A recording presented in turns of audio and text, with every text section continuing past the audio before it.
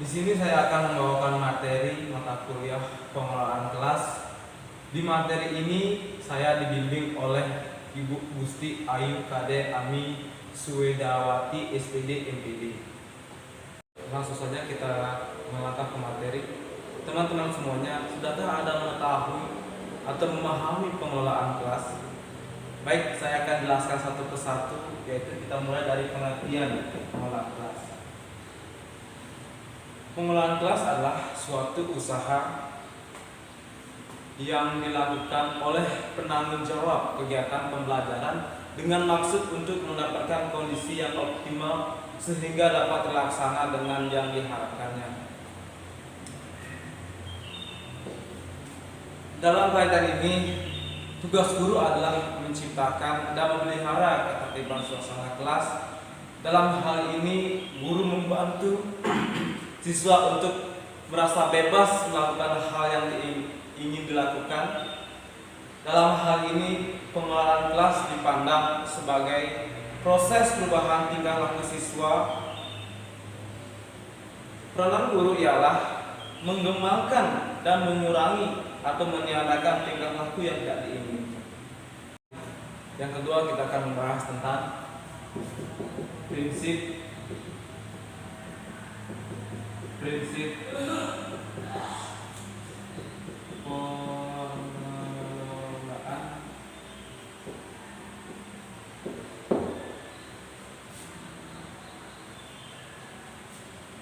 Prinsip-prinsip pengelolaan kelas adalah pengelolaan kelas bukanlah suatu tugas guru yang mudah bagi seorang guru.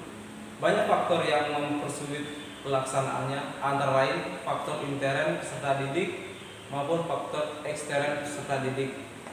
Faktor intern peserta didik berkaitan dengan emosi, pikiran, dan perilaku peserta didik.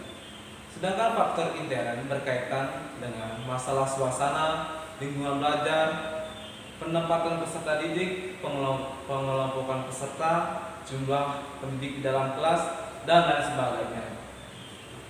Selain itu, ruang kelas harus ditata sedemikian rupa sehingga secara layak dapat melangsungkan kegiatan pembelajaran. Hendaknya memperhatikan 4 kondisi berikut ini. Yang pertama,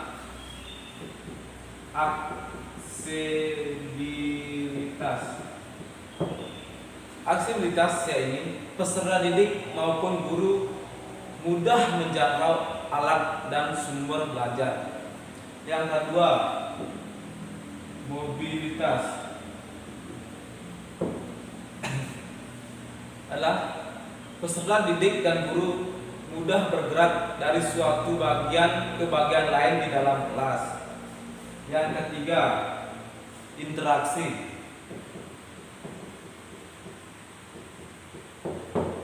Interaksi yakni memudahkan terjadinya interaksi antara guru dan peserta didik. Yang keempat, variasi. Variasi adalah variasi kerja peserta didik, yakni meningkatkan peserta didik bekerja sama secara individu, berpasangan, atau berkelompok.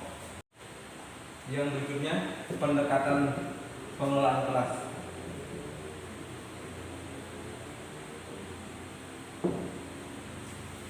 Menurut Saiful Bahri, pendekatan yang harus dilakukan oleh seorang guru yakni antara lain pendekatan otoriter bertujuan untuk mengontrol tingkah laku peserta didik sesuai yang dikehendakinya.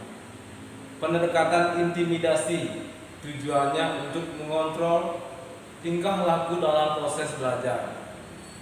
Pendekatan permisif bertujuan untuk menekankan kebebasan peserta didik. Keempat, pendekatan instruksional bertujuan untuk mendasarkan kepada pendirian bahwa pengajaran dirancang dan dilaksanakan secara cermat akan mencegah timbulnya sebagian besar manajeral kelas. Baiklah, di sini saya dapat menyimpulkan bahwa pengelolaan kelas merupakan pengaturan terhadap kelas yang dilakukan seorang guru agar kegiatan pembelajaran dapat berjalan secara optimal, sehingga tujuan dari pembelajaran kelas yang telah ditentukan dapat tercapai dengan baik. Dengan proses pengaturan kelas, banyak kendala yang dihadapi seorang guru terkait masalah individu maupun kelompok peserta didik. Agar masalah tersebut tidak dapat mempengaruhi proses pembelajaran, seorang guru dapat menerapkan pendekatan yang meliputi pendekatan otoriter, pendekatan intimidasi, pendekatan permisif, pendekatan sosio-emosional, dan lain sebagainya, agar proses pembelajaran dapat tercapai dan sesuai yang diharapkan. Demikian materi yang dapat sampaikan. Saya tutup dengan Parama Santi. Om Santi Santi Santi.